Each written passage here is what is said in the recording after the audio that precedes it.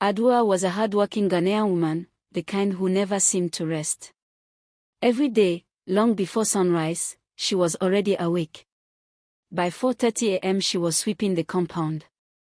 By 5 o'clock, she was stirring cocoa for the children. By 5:30, she was ironing school uniforms. At 6 o'clock, she was bathing the kids, dressing them, and getting their bags ready. And all this time, Kofi was snoring comfortably on the bed. Even when he finally woke up, he would stretch lazily, check his phone, and call out loudly, "Adwoa, where's my towel? Is my tea not ready yet?" He acted as if all she did were small tasks. Whenever Adwoa hinted that she was tired or overwhelmed, he would say the same painful words. "Oh, Adwoa, why are you complaining? Women have been doing this since our mother's time." Those words sank into her heart like stones, but she swallowed them because she wanted peace in the home. After finishing her morning chores, she rushed to Makola Market, where she sold fabric under the scorching sun. The market was loud, hot, and exhausting. She stood all day, bending, lifting, bargaining, smiling even when her feet hurt, and returning home with aching bones. But when she got home, she never found rest. Most evenings she returned to a house that looked like 3 children not to live there. Dirty dishes piled high in the sink, food crumbs everywhere, school uniforms unwashed, toys scattered across the floor.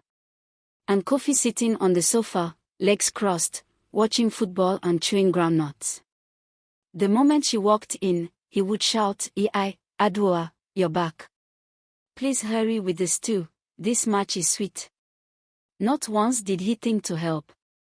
One night, around 10:45 p.m., after washing the last dish of the day, her hands trembling from fatigue, Adwoa whispered to herself, "Is this my life? Is this what marriage is supposed to be?" Her back ached, her feet burned, her eyes were heavy, but still she cleaned until midnight. Their elderly neighbor, Memia, saw everything. She often watched Kofi step over a bucket instead of moving it or ignore the children when they cried. She saw Adwoa working endlessly, carrying basins, cooking, washing, ironing, sweeping, doing everything. One day she quietly told Adwoa, "My daughter, you are doing too much. This is not how a partnership is supposed to be." But Adwoa forced a smile and said, "I'm fine, Mem. Marriage is like that." Even the children noticed.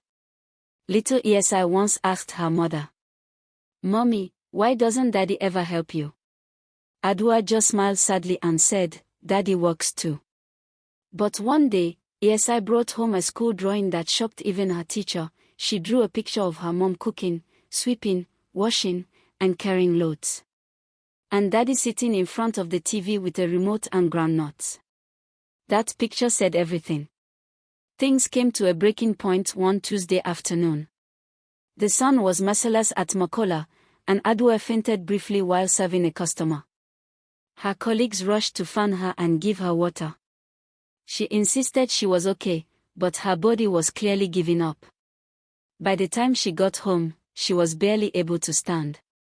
And yet, like every other day, the house was a complete mess. Kofi didn't even look up from his phone. He simply said, "Adwoa, please hurry with the stew. I'm starving." She didn't answer. She cooked in silence, she cleaned in silence, she bathed the children in silence.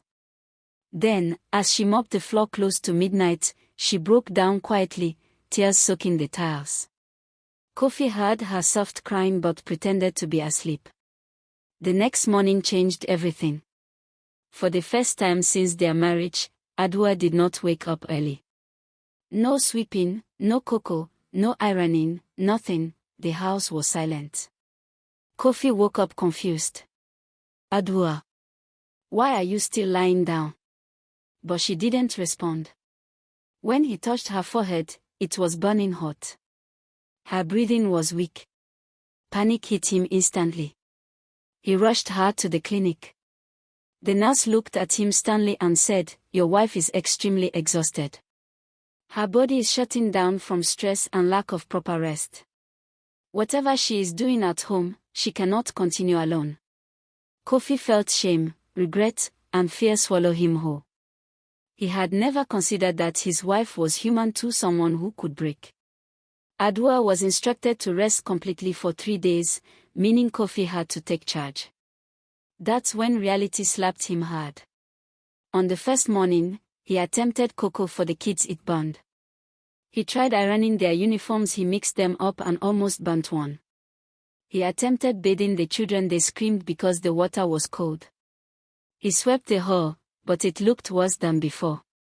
By 10 a.m., he was drenched in sweat, exhausted, and frustrated. On day 2, he tried washing clothes. Soap entered his eyes. His back hurt from bending.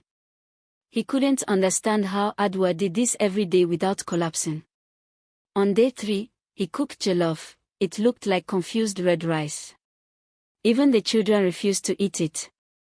By the time Adwoa finally got up from bed, she found Kofi in the kitchen washing dishes slowly, like a man who had been defeated in battle. His eyes were teary when he turned to her. "Adwoa," he whispered, "I am so sorry. I didn't know, I didn't understand. You have been carrying this home alone.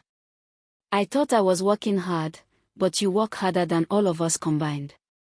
Adwoa didn't speak. She just watched him as he continued, voice shaking, "From today, things will change.